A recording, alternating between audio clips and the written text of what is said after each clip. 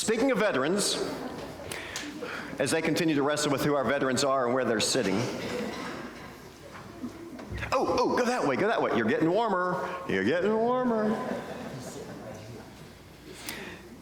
Speaking of veterans, Sam was a veteran of the Navy. Sam was 18 years old when he joined the Navy. He joined the Navy to basically get out of a bad job. He hated what he was doing. He had left school at age 14, served for about 3+ years doing this job that he didn't like, and as far as he could tell, he was going to be stuck in that job and that career for a long time. Sam joined the Navy because it was the only way out. Sam had not grown up going to church. Sam didn't know much about God except for a little bit what his grandfather had told him and taught him. And in the war, it was the 7 Years' War, 1700s. Sam was injured.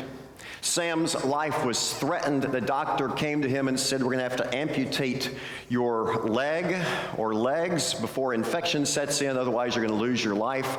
Sam pleaded with the doctor, wait until tomorrow, wait until the next day, don't do it yet, wait and see what happens.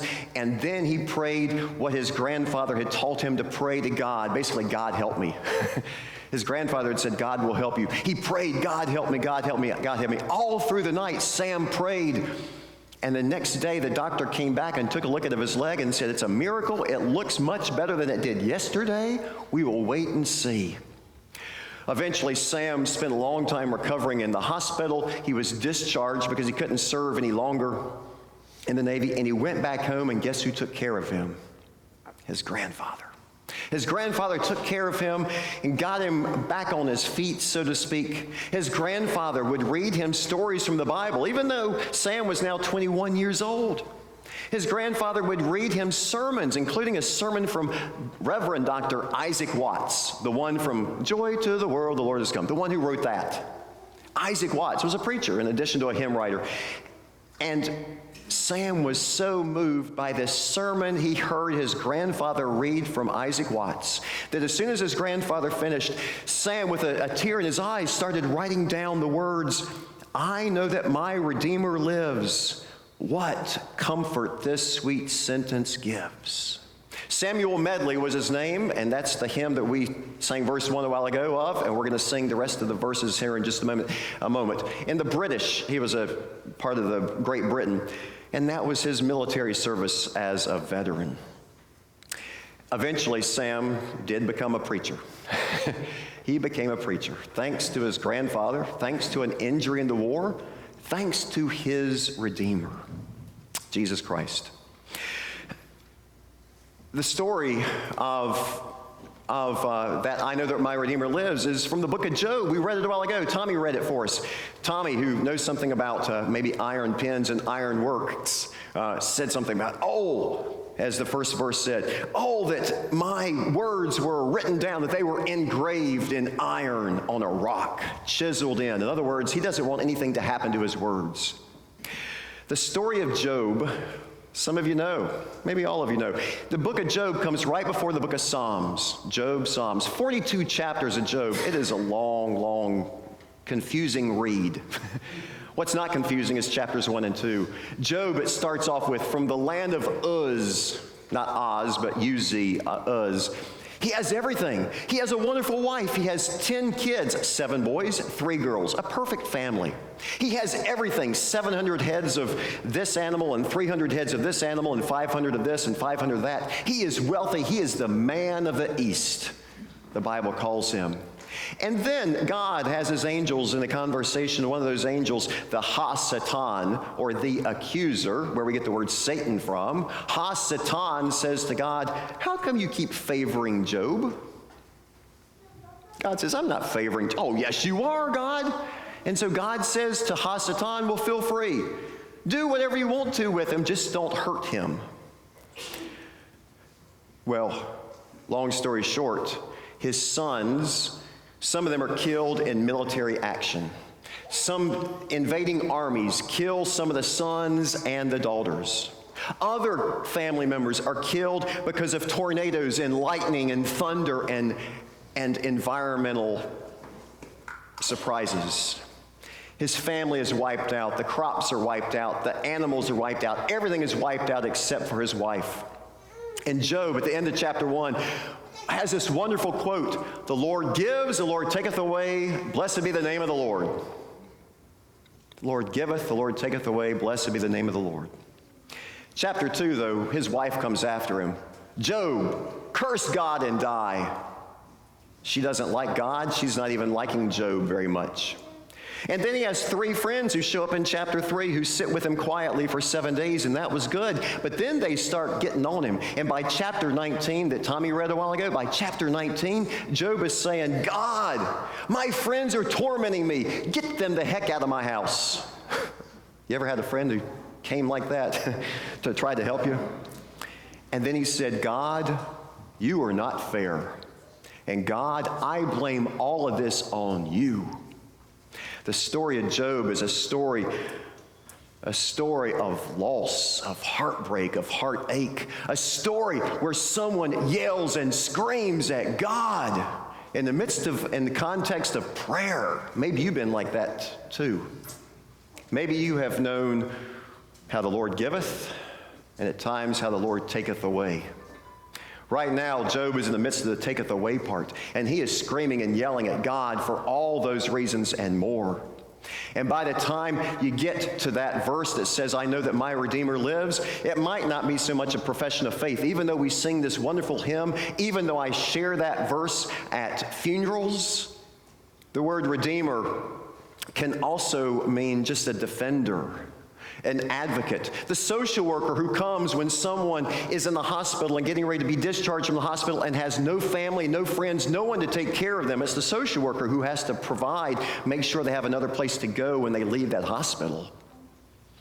Basically, this Redeemer is someone who redeems back Job. Job yells and screams at God, saying, "One day, God, I will have a defender. I will have someone on my side, and I know we're going to see you."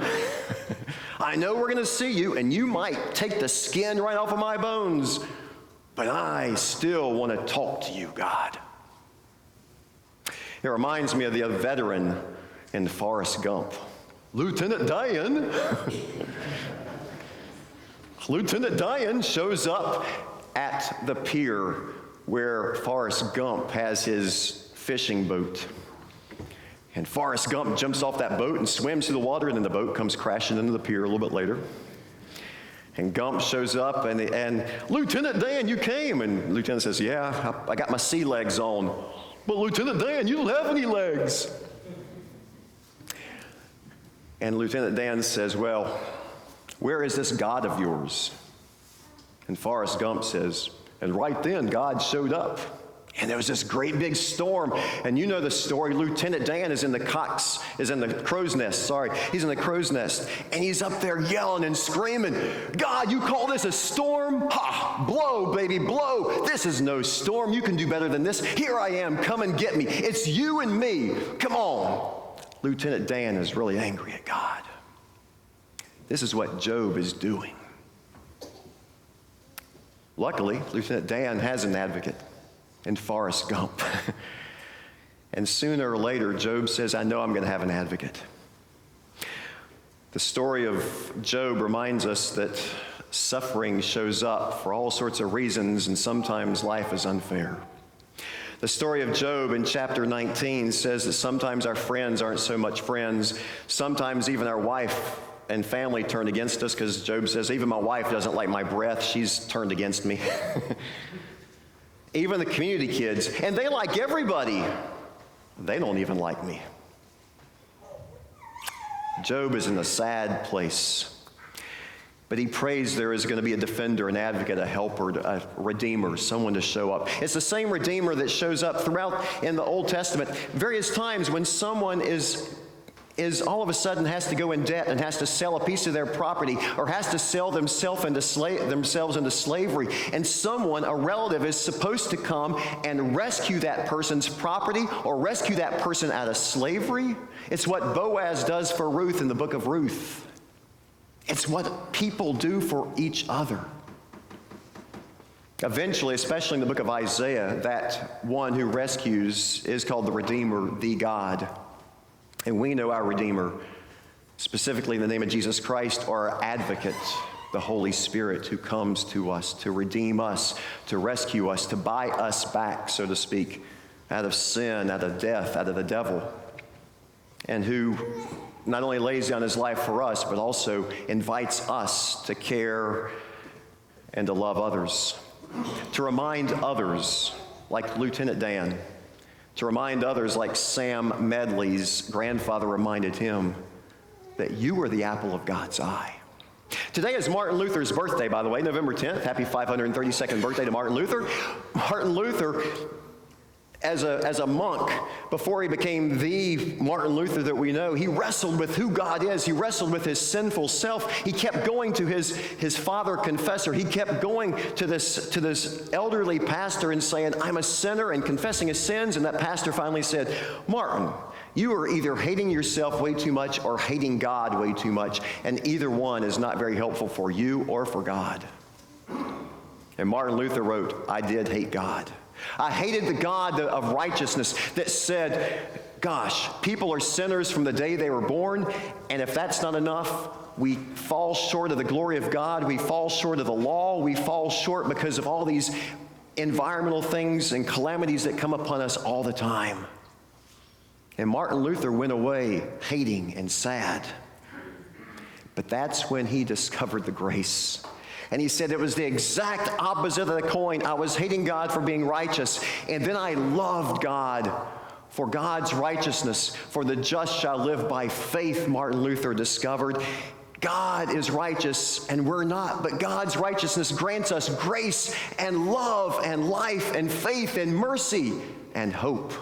And Martin Luther wrote, since his day is his birthday, and this is a weird thing for Lutherans to talk about. Martin Luther wrote, it was as if I was born again, and I entered into the gates eternal right there.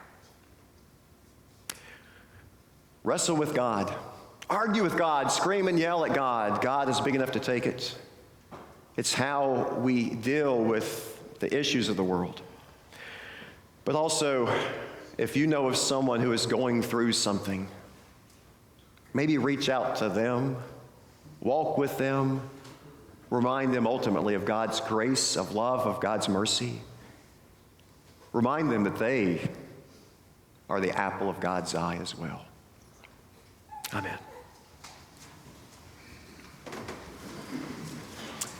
So the rest of the song by